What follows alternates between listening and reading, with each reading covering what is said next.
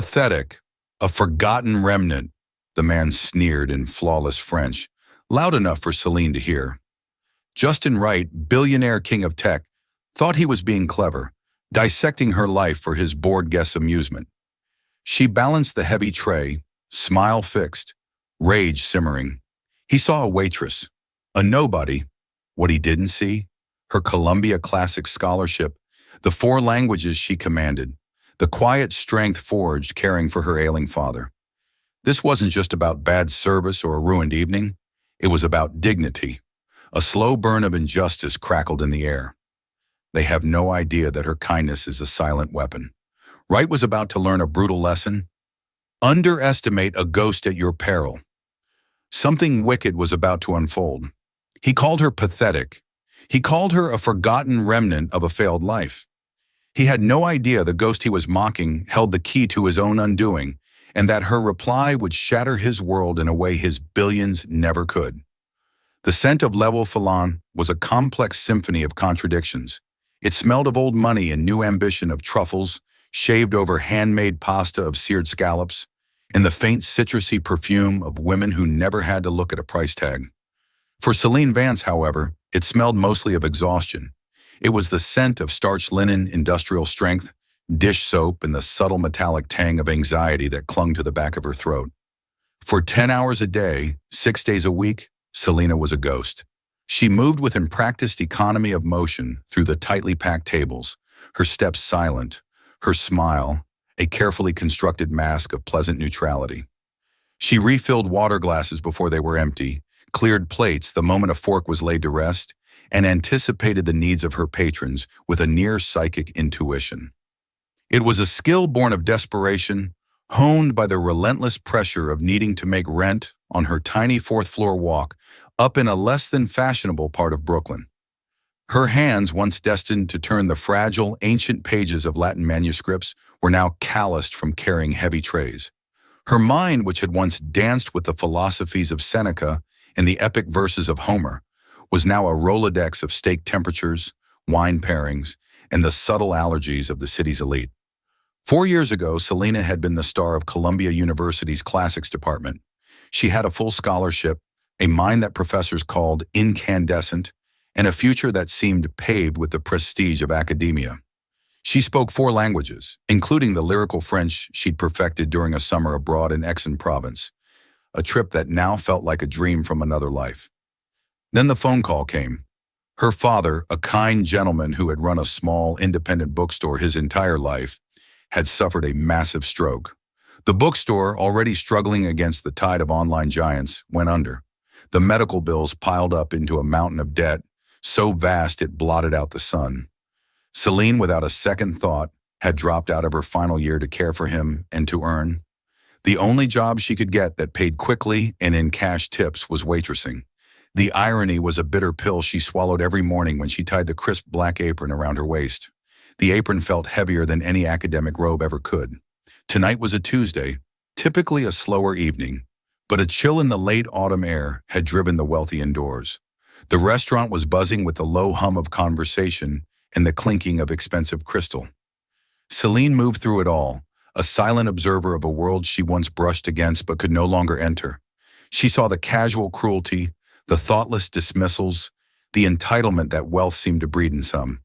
She also saw moments of kindness, a shared laugh, a genuine thank you that felt like a ray of light in the dim, opulent room. Her section was overseen by Monsieur Dubois, the restaurant's manager. He was a stern, impeccably dressed man from Lyon, whose standards were as high as his cheekbones. He rarely smiled, but he was fair, and Celine respected him for it. He valued her efficiency and her unflappable calm qualities she had in abundance. At 8:15 p.m., the front doors opened, and a palpable shift occurred in the atmosphere. It was as if a cold front had moved in. Every head from the busboys to the patrons turned almost imperceptibly towards the entrance. Justin Wright had arrived. Selena had heard the name, of course. Who hadn't? Wright was the founder and CEO of Ethel Red Technologies, a man who had clawed his way from a rough neighborhood in Queens to the absolute pinnacle of the tech world. His story was legendary, a modern myth of grit and genius. But those who had met him told a different story. one of a man whose ascent had burned away every trace of empathy, leaving behind a cold, brilliant, and deeply arrogant core. He was known for his brutal business tactics and his even more brutal tongue. He was not a tall man, but he carried himself with an aura of immense power that made him seem to tower over everyone. He was dressed in a bespoke suit of charcoal gray that probably cost more than Celine's entire student debt. His face was sharp with intelligent, restless eyes that scanned the room, not with appreciation, but with assessment, as if he were calculating the value of every object and every person in it. With him was a younger man, Leo Vance. No relation to Celine. A cruel twist of fate, she noted internally, one of Wright's top lieutenants. Leo was a sycophant of the highest order, his expression a mixture of admiration and terror. Laughing a little too loudly at Wright's non-existent jokes, Mugis rushed to the front, his professional composure for once tinged with a hint of nervousness. "Mr. Wright, a pleasure. Your usual table is ready." Wright didn't acknowledge him. His eyes swept the room and landed with a flicker of irritation on a table near the window. "No, I want that one." "Of course, sir," Dubois said, gesturing for a busboy to hurriedly clear and reset the requested table. As fate would have it, the table he had chosen was in Celine's section. A knot of dread tightened in her stomach. She smoothed her apron, took a deep breath, and reminded herself of the mantra that got her through every shift. "You are invisible. You are professional. This is temporary." But as Justin Wright settled into the chair, and his cold, calculating eyes flickered over her for a brief, dismissive moment, she had a chilling premonition that tonight her invisibility cloak was about to fail her completely. Justin Wright did not sit at a table. He occupied it. It was a subtle distinction, but one that Celine, a keen observer of human behavior, noted instantly.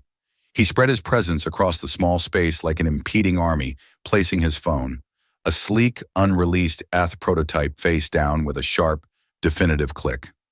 He didn't look at the menu. He knew what he wanted, and he expected the world to know it too. Leo, his young associate, sat opposite him, perched on the edge of his seat, as if ready to spring into action at a moment's notice.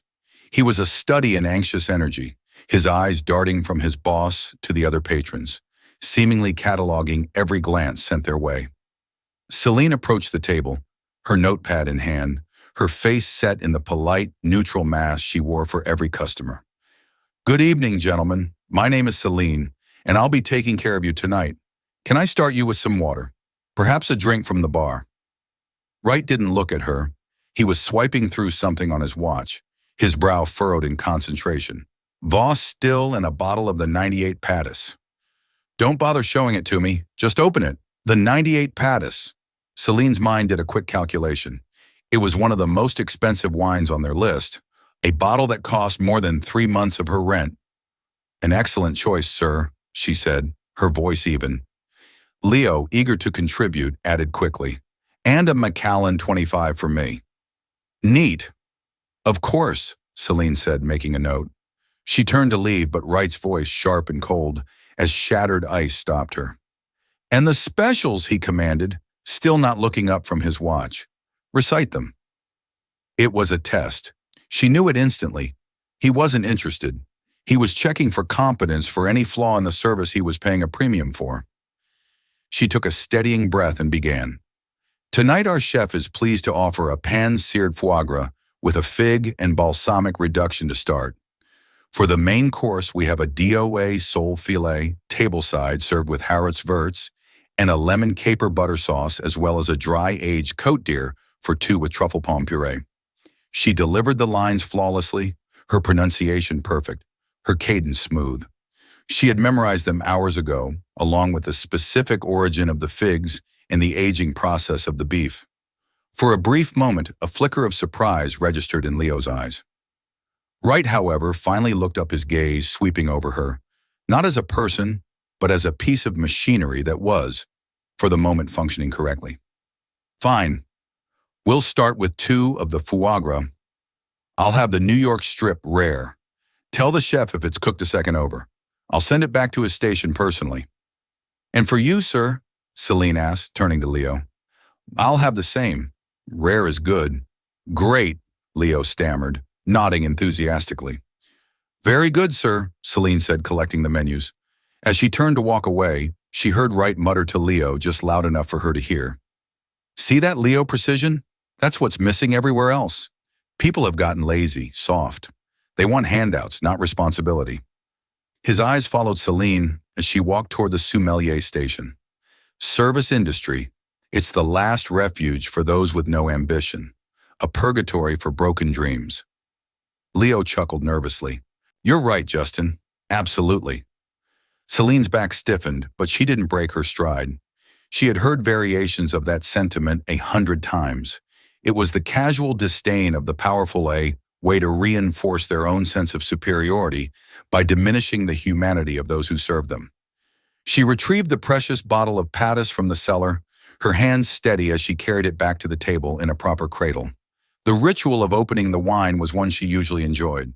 It was a small piece of theater, a moment of reverence for the craft and time sealed within the bottle. She presented the cork to Wright, who waved it away with a dismissive flick of his wrist.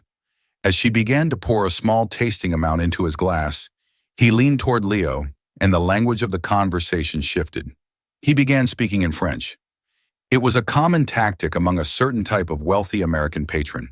They used French as a shield, a private code to discuss business, other diners, or most often the staff, assuming a complete lack of understanding from anyone wearing an apron.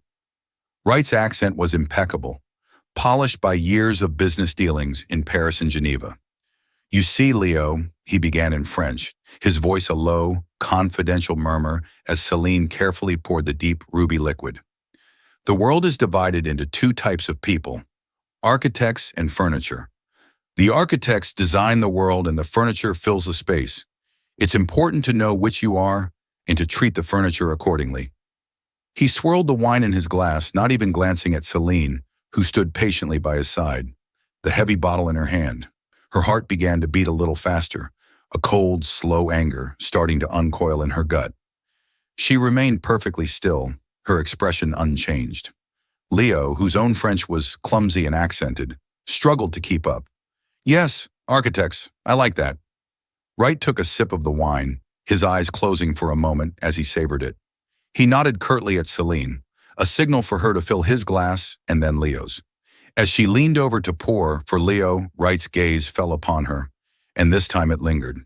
His eyes, cold and analytical, took in the slight fraying at the cuff of her white shirt, the sensible worn-out black shoes she wore to survive 10 hours on her feet, the faint shadow of weariness under her eyes that no amount of concealer could fully hide. A cruel, knowing smirk touched the corner of his lips. He turned back to Leo, his voice dropping into an even more conspiratorial tone, still speaking in rapid, idiomatic French. The real assault was about to begin. Look at her, Justin Wright murmured to Leo in French, his voice dripping with condescending pity. He gestured vaguely with his wine glass towards Celine, who was meticulously placing their appetizer plates on the table. She is the perfect example of what I'm talking about, a ghost in the machine. Celine's blood ran cold.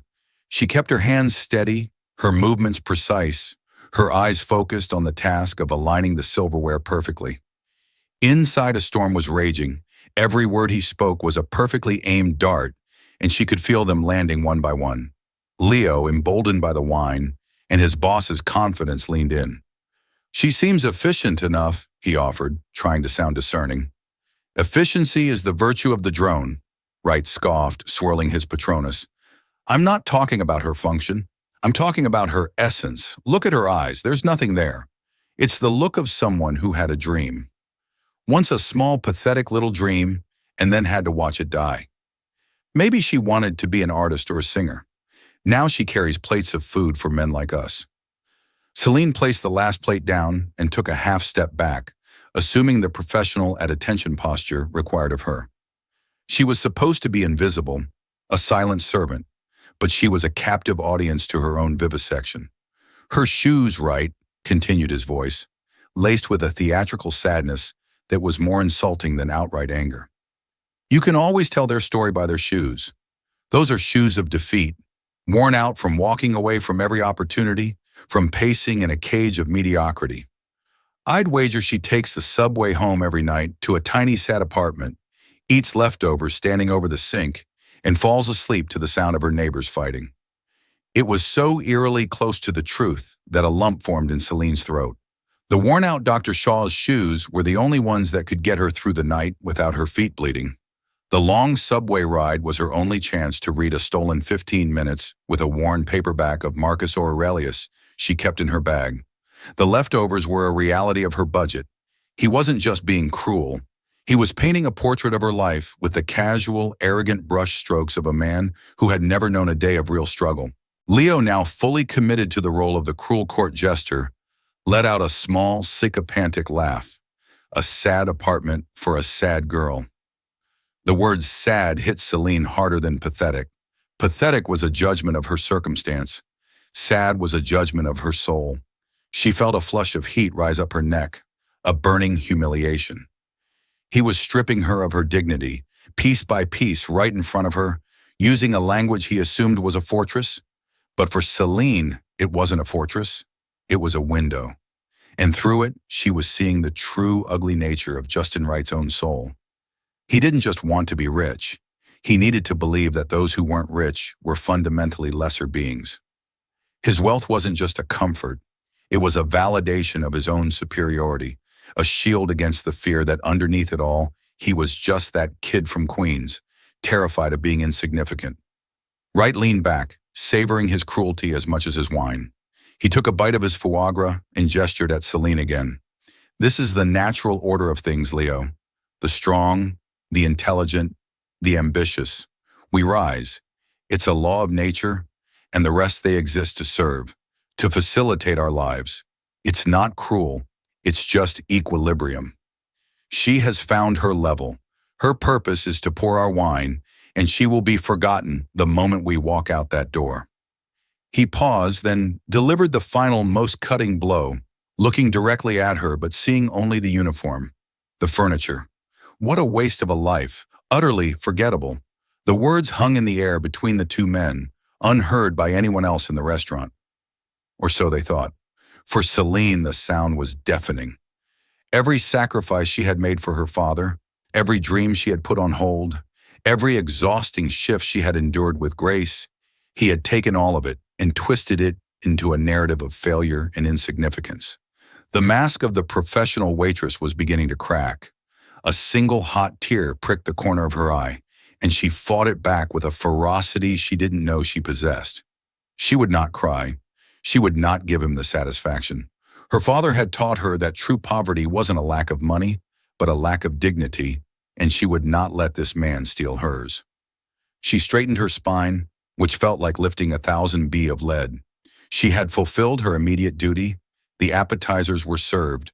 The wine was poured.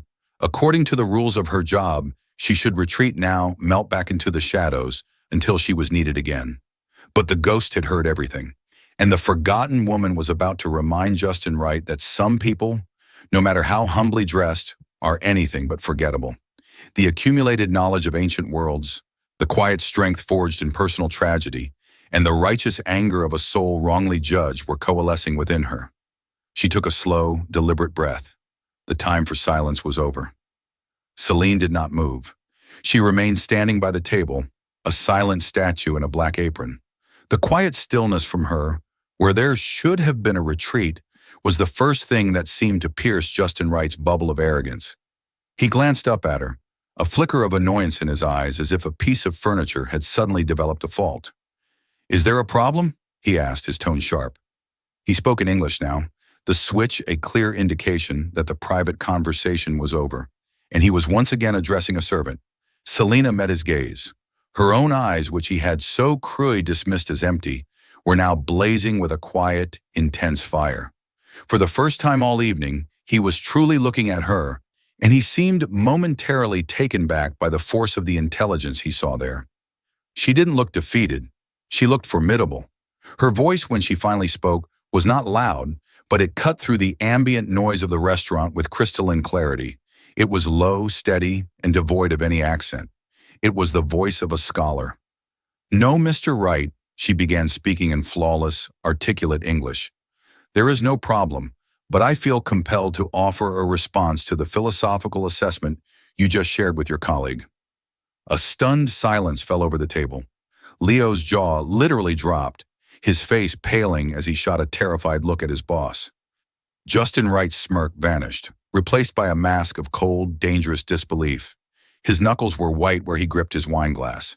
The idea that she had understood their entire conversation in French was a possibility so remote he hadn't even considered it. You were discussing the natural order. Celine continued her composure. Absolute, the architects and the furniture, the strong and the weak. It's a convenient philosophy for those who stand at the top. It absolves them of empathy, of compassion. It mistakes privilege for virtue. She took a small step closer, her presence suddenly filling the space. You looked at my shoes and saw a story of defeat. What you failed to see is the story of a daughter who walks 10 blocks from the subway to a hospital every single morning before her shift and every single night after to sit with her father who is recovering from a battle you cannot possibly imagine. These shoes have walked a path of love and duty. I assure you they are not defeated. Wright was speechless. His face, usually a controlled mask of power, was now a canvas of raw, exposed fury and humiliation. He was being lectured by his waitress in his favorite restaurant in front of his subordinate. Celine then directed her calm, unwavering gaze directly into his eyes. You spoke of ambition and of wasted lives. There is a quote from a man who had far more power than you will ever have. A Roman emperor who truly was an architect of the world. His name was Marcus Aurelius. She paused, letting the name hang in the air. She could see a flicker of recognition in Wright's eyes. He was a man who prized intelligence, and he knew he was being drawn into a battle on a field he wasn't prepared for. In his mentations, Celine said, her voice resonating with the quiet authority of someone who had spent years studying the text, not just Googling quotes for a power presentation. He wrote, "The best revenge is to be unlike him who performed the injury." She let the words sink in. You see, Mr. Wright, my life is not a waste. It's in transition. It has been tested by hardship, but it is defined by love, not by a balance sheet. Your worldview requires you to see me as furniture, because to see me as a person would force you to acknowledge the vast empty space in your own life, a space that all your money, your power, and your contempt for others will never be able to fill. She concluded, her voice softening almost to a whisper, but losing none of its power. So you are correct in one assessment. We are indeed very different, and for that I am profoundly grateful. Now, will there be anything else, or shall I give you and your guest a moment? The silence that followed was absolute. It was as if a vacuum had formed around their table. Leo looked like he wanted the floor to swallow him whole. Other nearby diners who had caught the shift in tone were now staring openly, sensing a drama unfolding. Justin Wright, the titan of technology, the man who could eviscerate corporate rivals with a single sentence, sat utterly, completely, and humiliatingly silent. He had been so sure of his superiority, so insulated by his wealth and the sycophants who surrounded him. He had used his intellect and his command of language as weapons to belittle a person he considered beneath him. And that person, a waitress in worn-out shoes, had just taken those very same tools, intellect, language, and philosophy, and dismantled his entire existence in less than 2 minutes. She hadn't yelled. She hadn't cried. She had simply held up a mirror, and the reflection he saw in it was ugly, small, and pathetic. He opened his mouth, then closed it again. For the first time in decades, Justin Wright had absolutely nothing to say. He had been left utterly speechless. The spell of silence was broken by the scrape of a chair. Justin Wright pushed himself back from the table, his face a thunderous mask of rage. The public humiliation was a poison coursing through his veins. His eyes burning with a cold fire darted around, noticing the curious stares from adjacent tables. He was a man who lived his life in the public eye, carefully curating an image of untouchable power. That image now lay in shards at his feet. "Get your manager," he snarled at Celine, his voice a low, dangerous growl. He had found his voice, and it was filled with venom. "Now!" Leo, looking ashen, fumbled with his napkin. "Justin, maybe we should just quiet." Wright snapped, cutting him off without a glance. His entire focus was on Celine, a predator zeroing in on its prey. Celine met his glare without flinching. "Of course, sir," she said, her tone perfectly level. She turned with a calm dignity that seemed to infuriate him even further, and walked toward the manager's station, where Monsieur Dubois was already heading their way, his face a mixture of concern and alarm. "Is there a problem with the service, Mr. Wright?" Dubois asked, his voice betraying a slight tremor. He knew Wright's reputation. A complaint from him could mean a lost job. "A problem?" Wright laughed, a harsh, humorless sound. "Your waitress has just insulted me and my guest. She is insubordinate, insolent, and I want her fired. Not at the end of her shift. I want her gone from this restaurant now. I want to watch her walk out the door." Dubois looked from Wright's furious face to Celine's composed one. He was a shrewd man who had managed high-end restaurants for 20 years. He had seen this kind of power play before. He also knew Selena. He knew her to be the most professional, diligent, and respectful member of his staff. "Celine," he said, turning to her, his expression unreadable. "What happened?" Before Celine could speak, Wright interjected. "What happened is that I was having a private conversation, and this eavesdropper decided to insert herself. It's a grotesque violation of a patron's privacy." Celine finally spoke, her voice calm and factual. "Mr. Wright and his guest were having a conversation in French. They were discussing me in a deeply personal and insulting manner. I understood them and I responded." Dubois' eyebrows shot up. He looked at Wright, then back at Celine. A flicker of something understanding, perhaps even respect, passed through his eyes. He had hired Celine in part because her resume, though sparse on restaurant experience, listed fluency in 4 languages. He'd considered it a useful skill for their international clientele. He had never imagined it would be deployed as a defensive weapon. "Mr. Wright," Dubois said, his tone shifting from nervous placation to formal resolve, "my staff is trained to be professional at all times, but they are not required to endure personal insults. If Celine says she was insulted, then I believe her. She will not be fired." The defiance was stunning. Leo looked like he might faint. Justin Wright looked as though Dubois had slapped him across the face. "Do you have any idea who I am?" Wright hissed. "I could buy this restaurant tomorrow and turn it into a parking garage. I will ruin you." "That is your prerogative, sir," Dubois replied, his back ramrod straight. "But tonight in my restaurant, my staff is under my protection. Now, if you would like to settle your bill for the wine and appetizers, I will gladly waive the cost. Otherwise, you are welcome to stay, but Celine will no longer be serving your table." It was an unthinkable checkmate. Wright, a man used to people crumbling before him, was being stonewalled by a restaurant manager. To stay would be to admit defeat. To leave would be to flee the scene of his own humiliation. He chose the latter. With a final venomous glare at Celine, he threw his napkin onto the table. "This is not over," he spat before turning on his heel and storming towards the exit. Leo, scrambling to follow in his wake like a panicked squire. The restaurant, which had been holding a collective breath, slowly began to buzz again now with hushed, excited whispers. Celine stood still for a moment, the adrenaline beginning to ebb, leaving a profound weariness in its place. She had won the battle, but she was sure she had lost the war. Wright was not a man to let things go. Her job, and perhaps Dubois', was still in jeopardy. "Celine," Dubois said softly, placing a hand gently on her shoulder. "Go to the staff room. Take a few minutes." She nodded, a wave of gratitude for her manager washing over her. As she turned to walk away from the now empty table, a quiet voice stopped her. "Excuse me, miss." She turned. Sitting at a small, secluded table in the corner was an elderly gentleman she hadn't paid much attention to before. He was in his late 70s with kind, intelligent eyes and a halo of white hair. He was dressed in a simple but elegant tweed jacket, a stark contrast to Wright's aggressive corporate armor. He had been dining alone, nursing a glass of red wine and reading a book. He had been perfectly positioned to witness the entire exchange.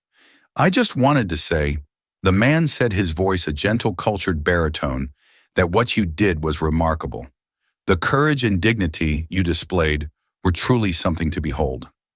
Celine felt a blush creep up her cheeks. "Thank you, sir. I'm sorry if it disturbed your meal."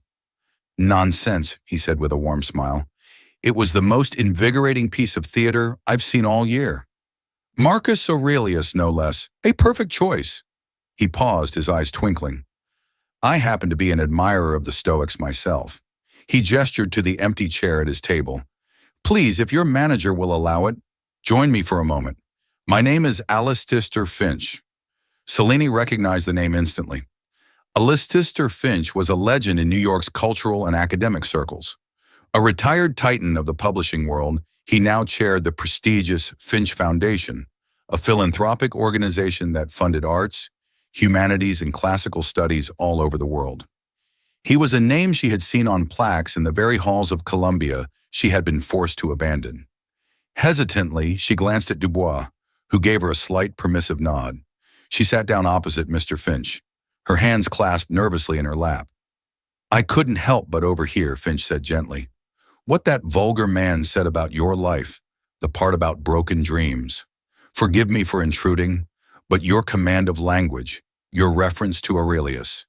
You are not a career waitress, are you? Selene felt the walls she had so carefully constructed begin to crumble. In the face of this unexpected kindness, the tears she had refused to shed in front of Wright now welled in her eyes. No, sir, she said, her voice thick with emotion. I was studying classics at Columbia. Alistair Finch's kind eyes widened with understanding. He leaned forward, his expression full of a sincere, profound interest she hadn't encountered in years. My dear child, he said softly, his voice a lifeline in the stormy sea of her life. Tell me everything. In the quiet corner of the bustling restaurant, under the warm, discerning gaze of Alistair Finch, Selene's story came pouring out. She spoke of her passion for ancient languages, of the thrill of translating a difficult passage from Ovid, of her dream to become a professor and share that love with a new generation of students. She spoke of her father, of his kindness in the bookstore that was his life's work, and of the sudden cruel illness that had upended her world. She spoke of the mountains of debt, the crushing weight of responsibility, and the quiet resignation with which she had traded her academic robes for a waitress's apron. She didn't tell the story with self-pity, but with a simple, factual clarity that made it all the more moving. Alistair Finch listened with an unwavering, compassionate attention. He didn't interrupt, didn't offer platitudes. He simply listened, his expression thoughtful, as if he were piecing together a puzzle he already knew the shape of. When she finished, a heavy silence settled between them. Selene felt emotionally drained, as if she had just lanced a wound she hadn't realized was festering for years. Thank you for sharing that with me, Selene, Finch said at last, his voice gentle. It confirms what I suspected. A mind like yours does not belong in the shadows. It belongs in the light where it can be nurtured and where it can shine. He took a slow sip of his wine, his eyes thoughtful. Justin Wright represents a particular brand of modern success. He believes value is something that can be quantified on a stock ticker. He is a man who knows the price of everything and the value of nothing. He sees a person like you, and his mind is incapable of processing the data. Your wealth isn't monetary, it's intellectual and spiritual, and that terrifies him. He reached into his tweed jacket and pulled out a simple, elegant business card and a pen. On the back of the card, he wrote a name and a phone number. The Finch Foundation, he explained, sliding the card across the table to her, has a special fellowship program. It's called the Second Chapter Fellowship. We created it specifically for promising academics in the humanities who were forced to abandon their studies due to unforeseen personal or financial crisis. It provides a full, generous stipend to cover all living expenses, erases any existing student debt, and covers the complete tuition for the recipient to finish their doctorate at any institution of their choosing. Selene stared at the card at the elegant script, her heart hammering against her ribs. It sounded too good to be true, like something out of a fairy tale. Sir, I don't know what to say, she stammered, her eyes wide with disbelief. You don't have to say anything yet, Finch said with a kind smile. The name on the back is Dr. Eris Thorne. He is the head of our selection committee. He is also my oldest friend and a former professor of Greek tragedy at Princeton. I will be calling him first thing in the morning to tell him I have found our next fellow. The formal application process is rigorous, but consider this a rather explosive letter of recommendation. He paused, his gaze serious. This is not charity. Celine, my foundation is in the business of investing, just like Mr. Wright. But we invest in a different kind of asset. We invest in human potential. From what I have witnessed tonight, your intellect, your resilience, your profound grace under fire, I have no doubt that you will be one of the finest investments we have ever made. Tears streamed down Celine's face now, but they were not tears of humiliation or sadness. They were tears of overwhelming, cathartic relief. It was the breaking of a dam of hopelessness she hadn't even known was there. The future, which for 4 years had been a dark, narrow tunnel with no end in sight, suddenly burst open into a landscape of infinite possibility. The next 2 weeks were a blur. Celine met with Dr. Thorne, a brilliant, booming man who was just as kind as Alistair Finch. She submitted her transcripts, her unfinished dissertation proposal on Stoic influence in late Roman poetry, and letters from her stunned but overjoyed former professors at Columbia. As Finch had predicted, the process was a formality. She was accepted.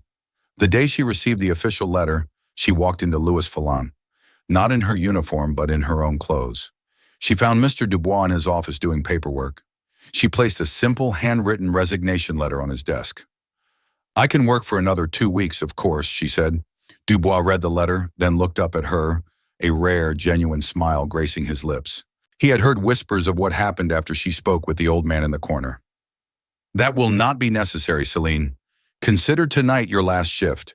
We will be fine, and I suspect you have more important things to do." He stood up and extended his hand. "I want to thank you. You reminded me of something I had perhaps started to forget, that dignity is not for sale." Celine shook his hand, her heart full of gratitude. "And thank you, sir, for standing up for me." "It was my honor," he said simply. As Celine walked out of the restaurant for the last time, the heavy weight of the apron she had worn for 4 years finally lifted from her shoulders. She stepped out into the crisp autumn evening, took a deep breath of the city air, and for the first time in a very long time, she looked up at the stars and allowed herself to dream again. Her life was no longer in transition, a new chapter. Her second chapter was about to begin. A year can be a lifetime. It can be a chasm separating one reality from another. And for Celine Vance, the chasm was as wide as the Atlantic.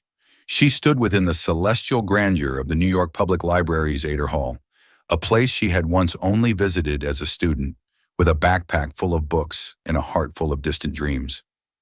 Tonight she was not a visitor, but an honored guest. The air thick with the scent of old paper leather bindings and the delicate perfume of blooming leaves was an elixir she drank in with every breath. A string quartet played Vivaldi from a mezzanine, the notes echoing off the impossibly high vatted ceilings and sweeping across the polished marble floors where the city's cultural heart beat. This was the annual Finch Foundation Gala, a universe away from the clatter and grease of Leto Fallon. Celine was no longer clad in a starched black apron, but in a midnight blue gown that flowed like liquid silk. It was a simple, unadorned dress, yet on her it looked like couture. The transformation, however, was far more than sartorial.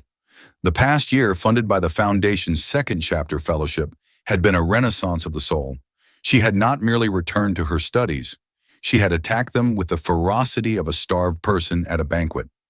Her master's thesis, a radical reevaluation of Seneca's influence on early Christian ethics, had been published in a prestigious academic journal. She had presented a paper at a colloquium in Cambridge, England, holding her own with scholars twice her age. She was now a doctoral candidate at Columbia, and her professors no longer spoke of her potential, but of her inevitable contribution to the field.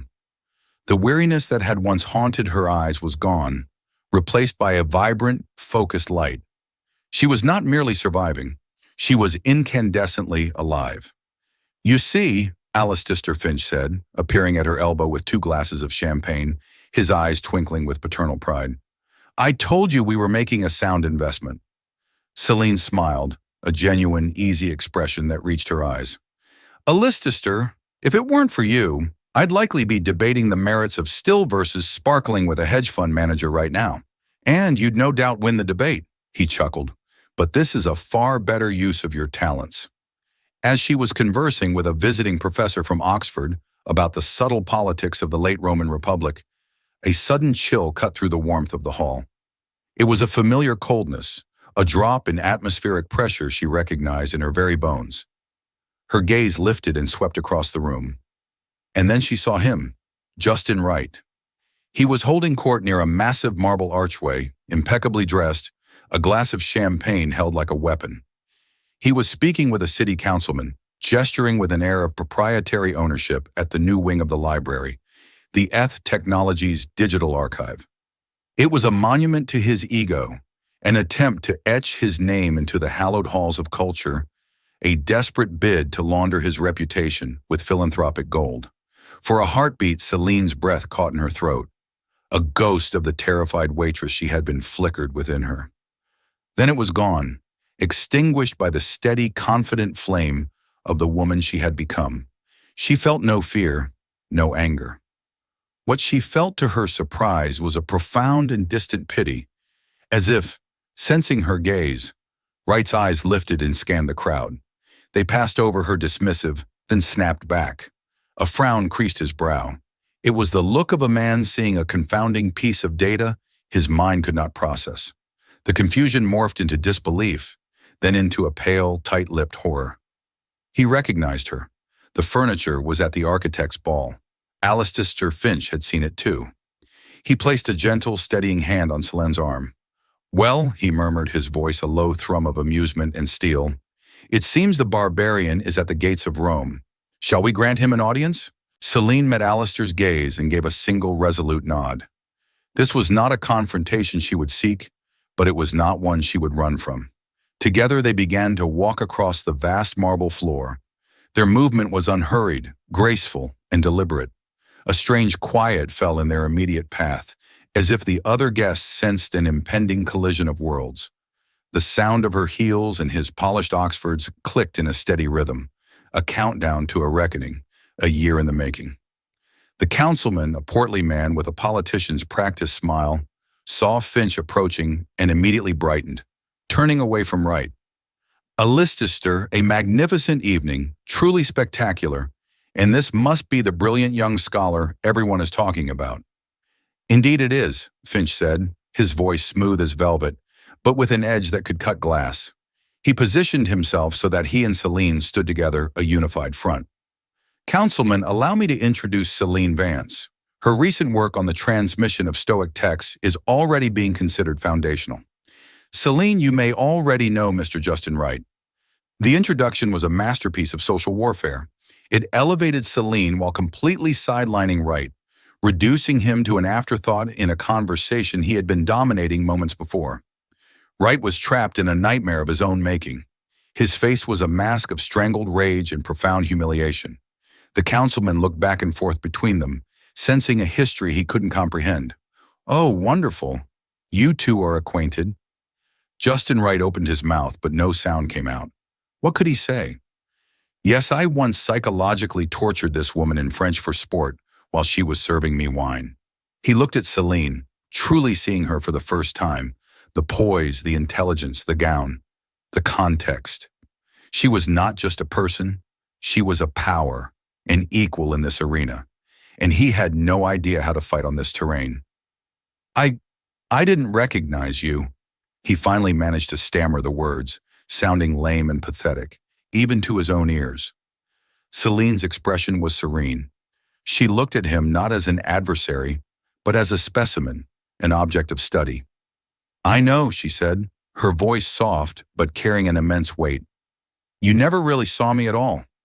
She let that truth settle in the space between them before continuing. She took a small, deliberate step forward, claiming the space, forcing him to meet her gaze.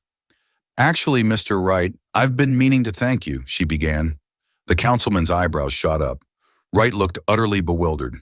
This was not the attack he had been bracing for that evening at the restaurant. She elaborated, her voice remaining level, almost conversational, making it all the more devastating. "You intended to cause me pain. You wanted to reinforce your worldview by reducing me to a caricature of failure. And for a moment you succeeded. But the human spirit is a peculiar thing. Sometimes the most profound injuries are the ones that force us to heal into something stronger. She paused, holding his gaze. Your cruelty, you see, was a catalyst. It was a violent, ugly reminder of the world I had lost, and it ignited a fire in me to reclaim it. In trying to define me by your materialistic terms, you showed me the profound poverty of a life built only on a balance sheet. You showed me a future I would do anything to avoid. That night I went home, not defeated, but determined. She gave him a small final smile that did not reach her eyes. It was a smile of pure, unadulterated dismissal. You once told your friend that the world is made of architects and furniture. It was a clever, cruel line. But you were wrong. The world is made of learners and fossils. I am still learning, and you, I'm afraid, have become a relic of your own limited thinking. So thank you, Mr. Wright. You were an unwitting architect of my second chapter. For that, I suppose I should be grateful. With that, she turned her back on him, a gesture of finality more powerful than any slap. She smoothly re-engaged the Oxford professor, picking up their conversation as if nothing had happened. Alistair Finch gave Wright a last withering look of contempt before following her. Justin Wright stood alone, the councilman having suddenly remembered a pressing need to be elsewhere. The vibrant sounds of the gala seemed to recede, leaving him in a pocket of cold, dead silence. He was a king stranded on a barren island of his own, making his wealth a useless currency. He who had mocked a forgotten waitress was now the ghost at the feast, left utterly, irrevocably speechless in a room full of noise. Celine's story is a powerful reminder that our true worth is not defined by our job title, our bank account, or the judgment of others. It's defined by our character, our resilience, and the knowledge we carry within us. Justin Wright had billions of dollars, but Selena Vance possessed something far more valuable, an unbreakable sense of self. He tried to humiliate her to make her feel small, but he only succeeded in revealing his own spiritual poverty. This story shows us that dignity is a fortress that no amount of arrogance can breach, and that sometimes the most powerful response to cruelty isn't anger, but a quiet demonstration of your own unassailable worth. If this story resonated with you and you believe in the power of quiet strength and hidden potential, please take a moment to hit the like button and share it with someone who might need to hear it. And for more stories that inspire and empower, don't forget to subscribe to the channel and turn on notifications. Thank you for listening.